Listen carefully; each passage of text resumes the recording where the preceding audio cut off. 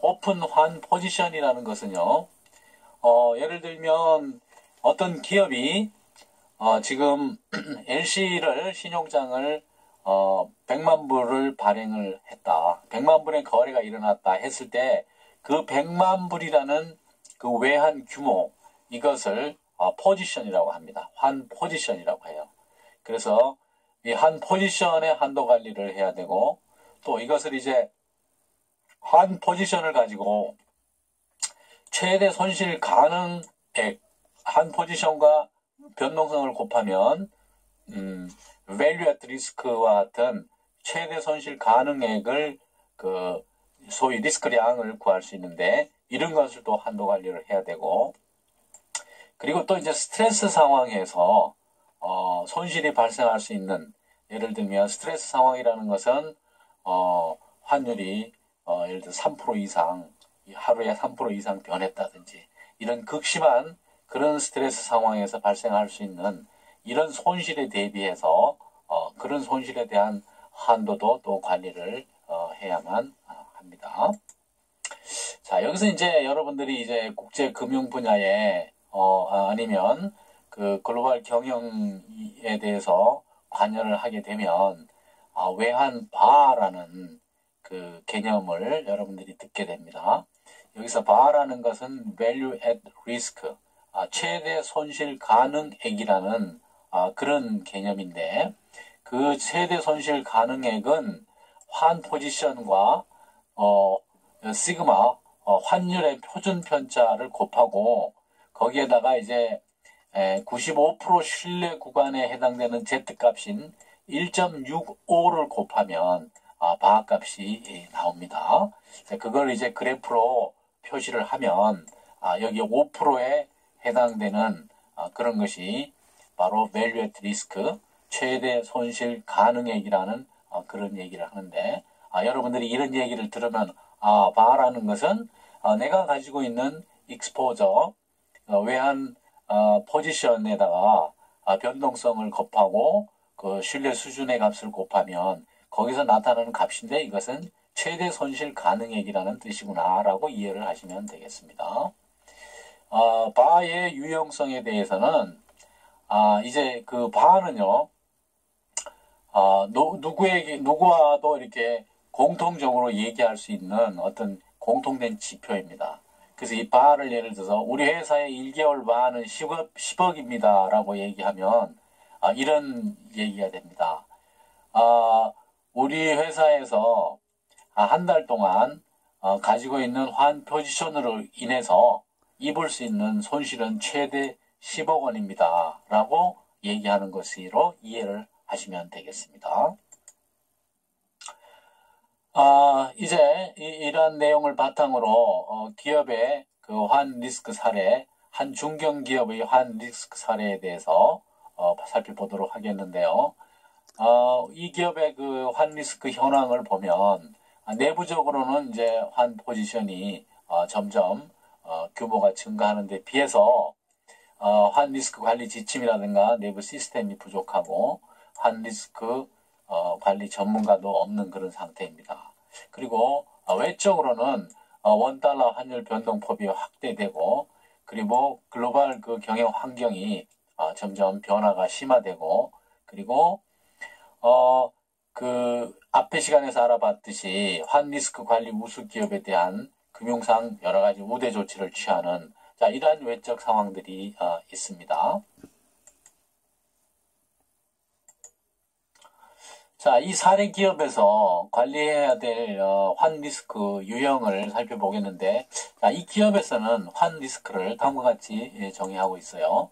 외국 통화로 표시된 계약을 체결한 후에 대금이 결제될 때까지 환율 변동으로 인해서 원화로 환산한 결제 금액이 변동할 수 있는 불확실성, 이것을 이 기업에서는 환 리스크라고 정의하고 있습니다. 자, 예를 들어서 구매 계약을 7월 1일 날 해서 LC를 오픈했어요. 자, 근데 그때 환율을 930원을 원달러 환율을 930원을 예상을 해서 판매가를 960원에 정했어요. 그러면 여기서 이제 우리가 사업이익을 30원을 보도록 돼 있는데 이것이 실제 결제될 때까지는 9월 1일 해서 한 2개월 정도 소요되는데, 그때 만약에 환율이 990원이 됐다면 30원을 달러당 이익을 보는 게 아니고 오히려 손해를 볼 수 있는 이러한 불확실성이 있다라는 거죠. 이것을 우리는 환 리스크라고 정의한다는 겁니다. 그리고 실제로 환 리스크 노출에 대해서 이제 살펴보면요. 이렇게 LC를 오픈해서 결제를 의뢰하고 실제 결제가 이루어질 때까지 약 2, 3개월 기간이 소요되는데, 이 기간을 환 리스크 관리 기간이 되는 겁니다.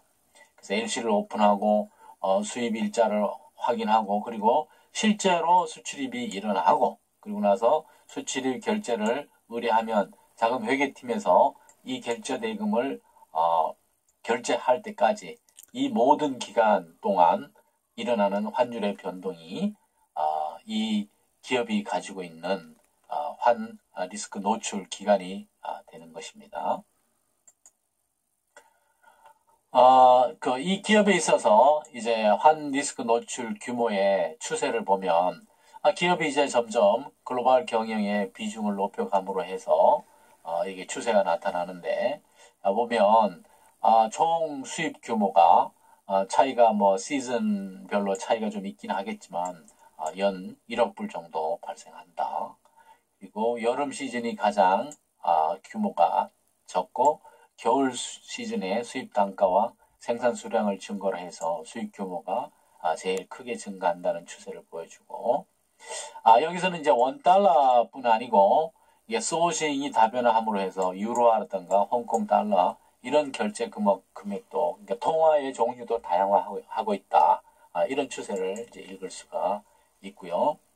자, 그래서 이 기업에서 그러면 환 리스크 관리 방안에 대해서 내부적으로 이제 방침을 정하고 있는데, 이것은 이제 환 리스크 관리 목표를 영업 리스크 관리, 즉 영업 목표를 한 리스크로 인해서 달성하지 못할 그런 리스크를 제거하겠다라는 그런 이제 목표를 가지고 전략과 시스템과 그 맨파워, 지식화와 같은 이런 세 가지 구분에 의해서 환 리스크를 관리하는 그런 방안을 제안하고 있는데, 자, 여기 전략 쪽에서 보면 자, 몇 가지 이제 방침을 정한 것이 있죠. 자, 환 리스크는 전사적으로 관리하고 또 통합적으로 관리한다. 그리고 합리적으로 해지, 이 환 리스크를 외부로 전가할 수 있는 그런 해지 기준을 설정을 한다. 그리고 자, 이 기업이 전체적으로 가지고 있는 그 외화의 지출과 수입, 즉 외화의 유동성을 고려해서 환 리스크를 관리한다. 그리고 이제 특별히 중국과 여러 가지 비즈니스 관련이 있기 때문에 위안화 평가 절상을 대비해서 환 리스크에 대한 위기 관리책을 마련한다. 뭐 이런 전략을 가지고 활동을 하고 있고, 그리고 이제 이 환 리스크 관리 시스템을 이제 구축하고 있는데, 이제 환 포지션이 이제 기업이 좀 규모가 큰 경우 환 포지션을 빠른 시간에 집계한다는 것 자체도 쉬운 일이 아닙니다. 그래서 포지션을 자동 집계하고 환 리스크 분석 정보를 제공하고, 그 다음에 이제 사전 원가 환율 측정 시스템을 도입을 해서 앞에서 봤듯이 이게 이제 매입 결정을 수입 결정을 했을 때와 결제했을 때에 환율을 이렇게 감안해서 원가를 측정하는 그런 시스템을 갖추고, 또 웹상에 언제든지 조회가 가능하도록 하고, 그 다음에 더 유동성을 고려한 그런 시스템을 만들고, 그리고 위안화 평가 절상에 대비해서 시나리오 분석 시스템을 만들어서 운영한다. 이런 이제 시스템에 관한 구성 요건을 가지고 있고요.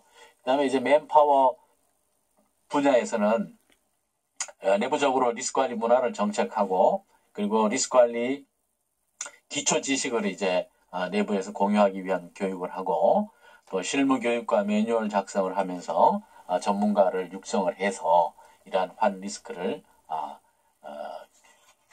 중점적으로 관리하겠다라는 그런 이제 체계를 가지고 있습니다. 그렇게 해서 환 리스크를 관리했을 때 그 환 리스크의 유용성을 정리해 보면, 환 리스크 관리의 모토는 측정할 수 없는 것은 결코 관리할 수 없다라는 그런 전제하에 전사적으로 익스포저를 환 오픈 익스포저를 집계 측정을 하고, 그리고 환율 변동성과 익스포저를 감안해서 아까 그 밸류에이트 리스크와 같은 그런 리스크량을 측정을 하고, 그리고 또 이제 이것은 항상 그 예방적인 관리를 해야만 된다는 거죠. 그래서 여기서 Financial Risk, FRM, Financial Risk Management 성과에 있어서 사전적인 지표를 중요시해야 된다는 것입니다. 그리고 목표 영업이익을 달성하기 위해서 불확실성을 환율로 인한 그런 그 불확실성을 사전적으로 관리하는 것이 유용하다. 그리고 측정 지표로서는 아까 환 익스포저라든가 또 시나리오 상의 그런 대비책도 있었지만 최대 손실 가능액, 밸류에이트 리스크와 같은 이런 지표를 사용한다. 그리고 이제 그 위기 상황 대책이 이제 있는데 이렇게 이제 위안화 평가 절상에 대한 위기 상황 대책 같은 것을 마련해서 어떻게 대응을 할지 이런 것들에 대해서 그 크라이시스 매니지먼트 위기 상황 대책을 세워둬야 한다.